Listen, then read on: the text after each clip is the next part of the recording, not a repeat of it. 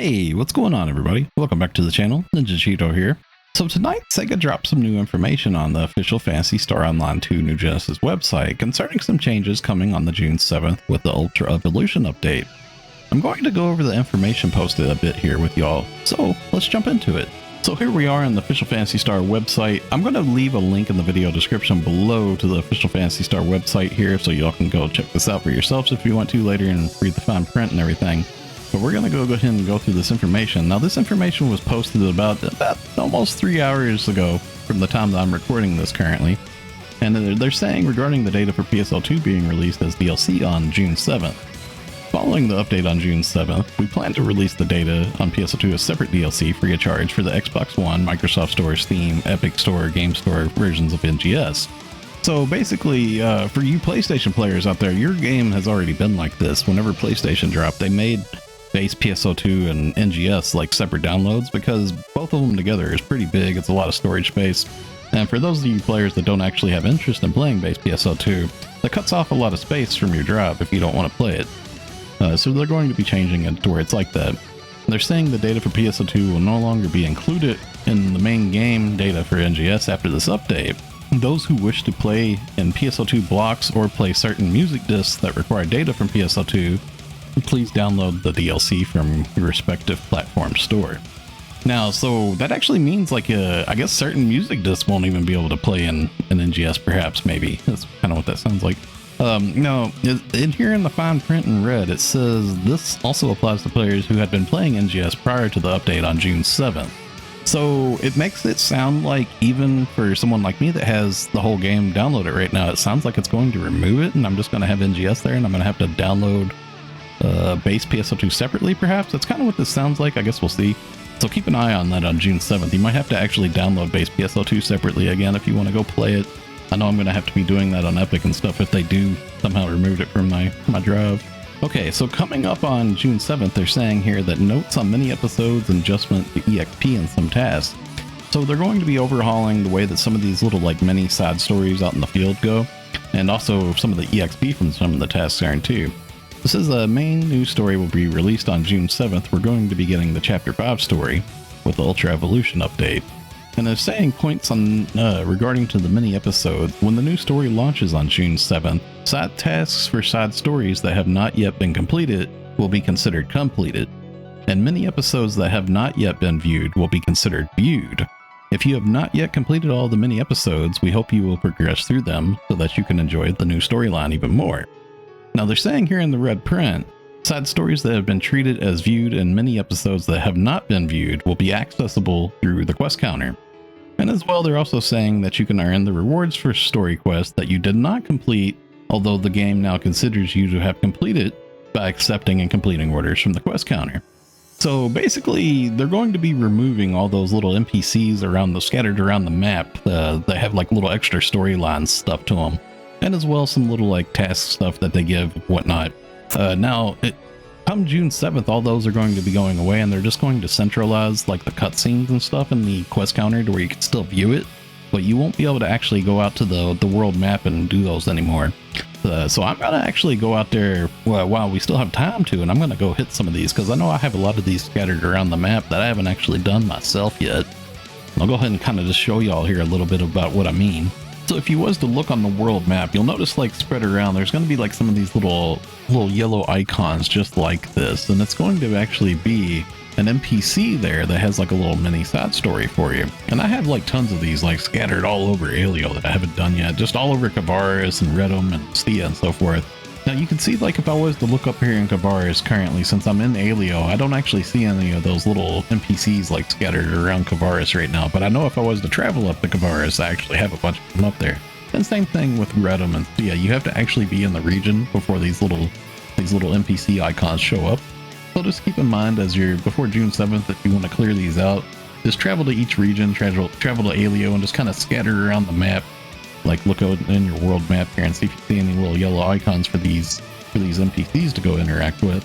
And same thing with like Redum and Stia and so forth. You can go find all the little NPCs around there. Now something else that they're going to be doing too is they're saying the adjustment of EXP earned through some tasks. So certain NPCs, the rewards for the NPC Guiden task, for example, the side test when in the middle of the story, the EXP from that will be adjusted. So I'm sure you all probably remember when you came from Redum to Kavaris, Guiden gave like, I want to say he had like a quest for like 10 million EXP.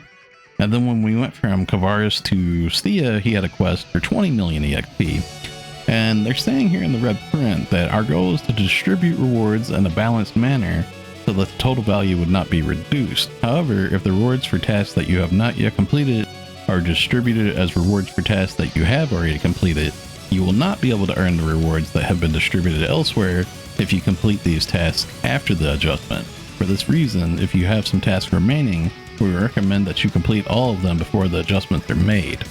We will announce further details at a later date. So basically, I guess a lot of these different little rewards are going to get changed up. It sounds like they're not going to try to reduce the value of like EXP that you obtain overall, but it sounds like they're maybe going to add more tasks or kind of distribute it differently or something as you go through. So definitely, if y'all have any of this stuff out there, you want to try to go and progress this before June 7th. I guess this gives us a little bit of stuff to grind out for, but aside from the other little things going on in the game with the seasonal quests and limited time quests and stuff.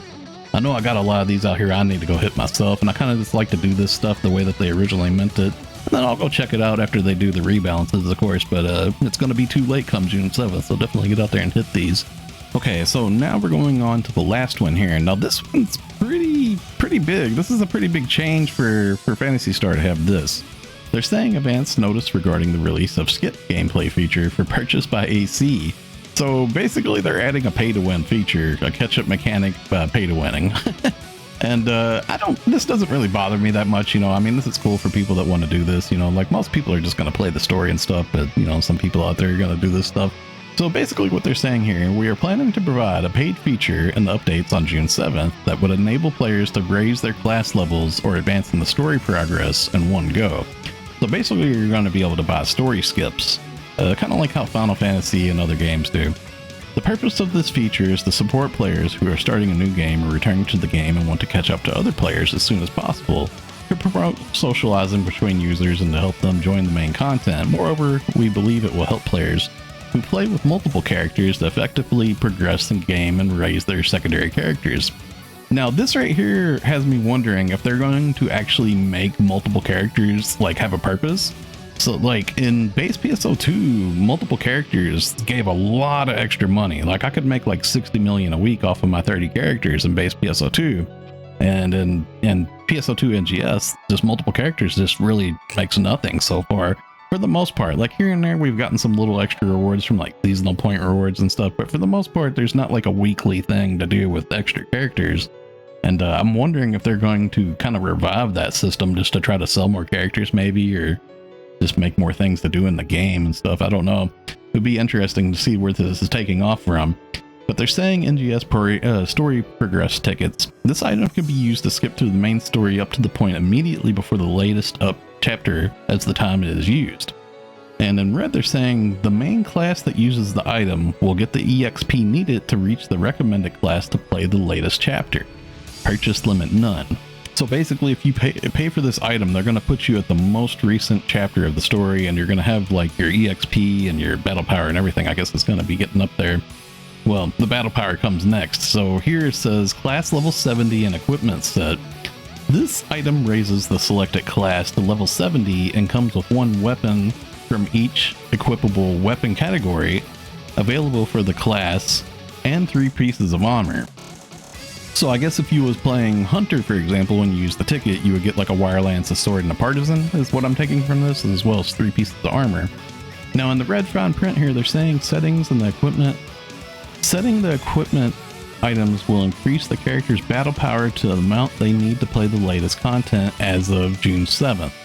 So I guess like, yeah, this is straight up like pay to win. You can just straight up immediately come into the game, pay for having level 70 and getting like armor and weapons and everything that'll put you right into the end game content. And it says purchase limit 1 for each class for each character, just because there'd be no reason for them to sell you more than one. Why would you need 2 hunters, right? And then it says equipment items will be delivered to the OP team storage. Nothing really different there.